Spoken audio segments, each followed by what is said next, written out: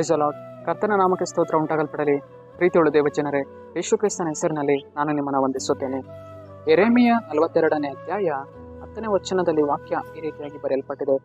ನಾನು ನಿಮ್ಮನ್ನು ಕಟ್ಟುವೆನು, ಕೆಡುವುದಿಲ್ಲ, ನೆಡುವೆನು, ಕೀಳುವುದಿಲ್ಲ ಎಂದು ವಚನ ಬರೆಯಲ್ಪಟ್ಟಿದೆ.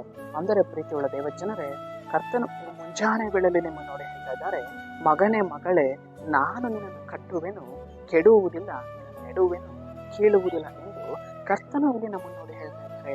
ಆತನು ನಮ್ಮನ್ನು ಕಟ್ಟುವವನಾಗಿದ್ದಾನೆ, ಆತನು ನಮ್ಮ ಕುಟುಂಬಗಳನ್ನು ನಿರ್ಮಾಣಿಕನು, ಆತನು ನಮ್ಮ ನಿರ್ಮಾಣಿಕನಾಗಿದ್ದಾನೆ. ಪ್ರೀತಿಯುಳ್ಳ ದೇವಜನರೇ, ಆತನು ನಮ್ಮನ್ನು ಎಂದಿಗೂ ಆತನು ಏನು ಮಾಡುವುದಿಲ್ಲ, ಕೆಡುವುದಿಲ್ಲ. ಆತನು ಎಂದಿಗೂ ನಮ್ಮನ್ನು ಏನು ಮಾಡುವುದಿಲ್ಲ, ಕಿತ್ತು ಹಾಕುವುದಿಲ್ಲ. ನಾವು ಫಲ ಕೊಡುವವರಾಗಬೇಕು ಎಂದು ಆತನು ನಮ್ಮನ್ನು ನೆಟ್ಟಿದ್ದಾನೆ. ನಾವು ಆತನಿಗೆ ಫಲ ಕೊಡುವಂತಹ ಮಕ್ಕಳಾಗಬೇಕು. ಆತನು ನಮ್ಮನ್ನ ಕುಟುಂಬವಾಗಿ ಕಟ್ಟಿದ್ದಾನೆ, ಆತನು ನಮ್ಮನ್ನ ಸಭೆಯಾಗಿ ಕಟ್ಟಿದ್ದಾನೆ. ಅದು ಹೇಗೆ ಕಟ್ಟಿದ್ದಾನೆ ಅಂದರೆ, ಬಂಡೆಯ ಮೇಲೆ ನಮ್ಮನ್ನು ಸ್ಥಿರಪಡಿಸಿದ್ದಾನೆ, ಬಂಡೆಯ ಮೇಲೆ ಕಟ್ಟಿದ್ದಾನೆ. ಆದ್ದರಿಂದ ಆತನು ನಮ್ಮನ್ನ ಏನು ಮಾಡುವುದಿಲ್ಲ, ಕೆಡುವುದಿಲ್ಲ. ದೇವರು ನಮ್ಮನ್ನು ಅನುದಿನ ನಡೆಸುವವರಾಗಿದ್ದಾರೆ.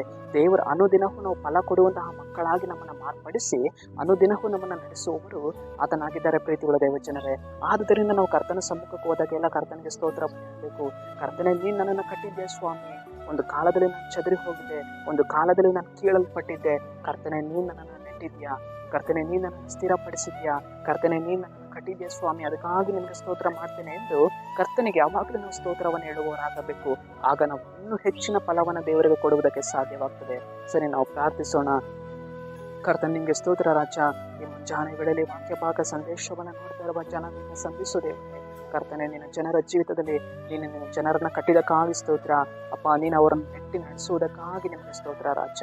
ನಜರೇತಿನ ಯೇಸುವಿನ ನಾಮದಲ್ಲಿ ತಂದೆಯ ದೇವರೇ, ಆಮೆನ್.